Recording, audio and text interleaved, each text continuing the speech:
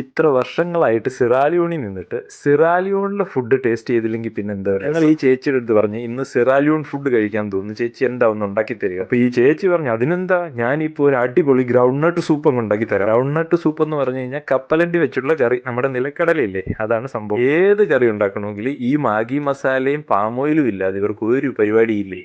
അപ്പൊ ചേച്ചി പറഞ്ഞേ ഇന്ന് പാമോയിൽ ഇല്ലാത്തൊരു കറിയാണ് ഉണ്ടാക്കാൻ പോകുന്നതെന്ന്. അങ്ങനെ ചേച്ചി കുറച്ച് മാഗി മസാല അങ്ങോട്ട് എടുത്ത് ഈ ശീലാവ് ഫിഷിലോട്ട് തേച്ച് പിടിപ്പിച്ച് അവിടെ അങ്ങോട്ട് വെച്ച്. പിന്നെ വേണ്ടത് കപ്പലണ്ടി അഥവാ നിലക്കടല. ഇവരൊരു പ്രത്യേക രീതിയിൽ ഇങ്ങനെ അരച്ചെടുത്തുകൊണ്ട് വന്നതാണ്. പിന്നെ വേണ്ടത് കുറച്ചേറെ പച്ചമുളകും ഒരിത്തിരി ടൊമാറ്റോ പേസ്റ്റും പിന്നെ ഇവരുടെ സ്പെഷ്യൽ ഐറ്റമായ മാഗി മസാലയും. ഇവരുടെ ഒട്ടുമുക്കാലും കറികൾക്ക് മസാലയായിട്ട് ഇവർ ഈ മാഗി ക്യൂബ്സ് ആണ് യൂസ് ചെയ്യുന്നത്. അങ്ങനെ ചേച്ചി തൻ്റെ കുക്കിംഗ് തുടങ്ങി. നേരത്തെ അരിഞ്ഞു വെച്ചിരുന്ന ഉള്ളിയും മുളകും എല്ലാം കൂടി മിക്സിക്കകത്തിട്ടിട്ട് അടിച്ചൊരു പേസ്റ്റ് പരുവാക്കി എടുത്ത്, എന്നിട്ട് ഒരു ചട്ടിയിലോട്ട് കുറച്ച് വെള്ളം എടുത്ത് ഈ അരച്ചു വെച്ചിരുന്ന പേസ്റ്റ് അതിനകത്തോട്ടിട്ട് നന്നായി തിളപ്പിച്ചു.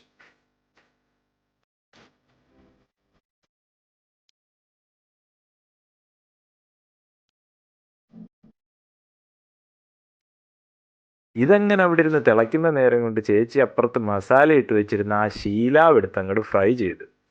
മസാല എന്ന് പറഞ്ഞു കഴിഞ്ഞാൽ ഇവർക്ക് ആ മാഗി മസാല മാത്രമേ ഉള്ളേ.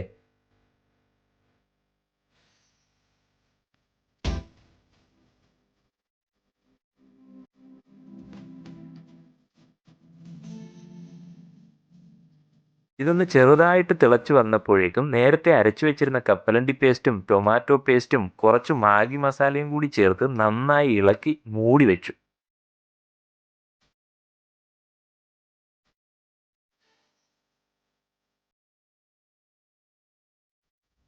ആഫ്രിക്കക്കാരുടെ എല്ലാ കറികളിലും ഓയിൽ ആദ്യം നിൽക്കുകയെ. ഞാൻ ആദ്യമായിട്ടാണ് ഇവർ ഈ പാം ഓയിൽ ഇല്ലാതെ ഒരു കറി ഉണ്ടാക്കുന്നത് കാണുന്നത്.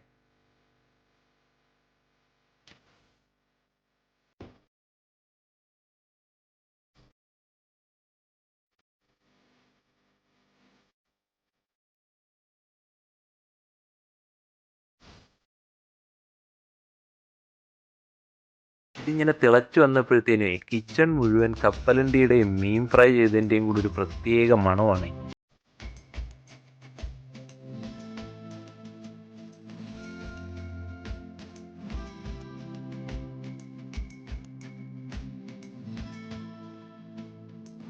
ഇതിൻ്റെ ഇടയിൽ കൂടി ചേച്ചി ആ ശീലാവ് ഫിഷ് എല്ലാം ഫ്രൈ ചെയ്ത് മാറ്റി വെച്ചായിരുന്നേ.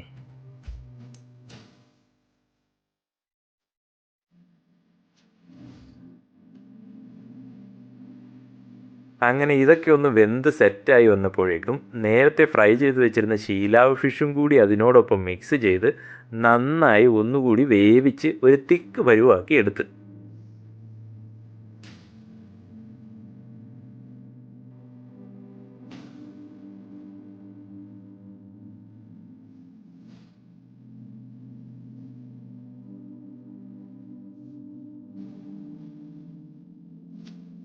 ഇത്രയേ ഉള്ളൂ സംഭവം. ഇതാണ് നമ്മുടെ വെസ്റ്റ് ആഫ്രിക്കയിലെ സിറാലിയോൺകാരുടെ ഗ്രൗണ്ട് നട്ട് സൂപ്പ്. ഗ്രൗണ്ട് നട്ടിൻ്റെ ടേസ്റ്റാണ് ഇതിന് മുമ്പ് നിൽക്കുന്നത്. പക്ഷേ എന്തായാലും സംഭവം എനിക്ക് ഇഷ്ടപ്പെട്ടു കേട്ടോ. അങ്ങനെ നല്ല അടിപൊളി ബാസ്മതി റൈസിൻ്റെ കൂടെ ഗ്രൗണ്ട് നട്ട് സൂപ്പും കൂടി ഒഴിച്ച് ഞാൻ നല്ലൊരു പിടി പിടിപ്പിച്ച്. പുതിയൊരു ആഫ്രിക്കൻ വിശേഷവുമായി വീണ്ടും കാണാം.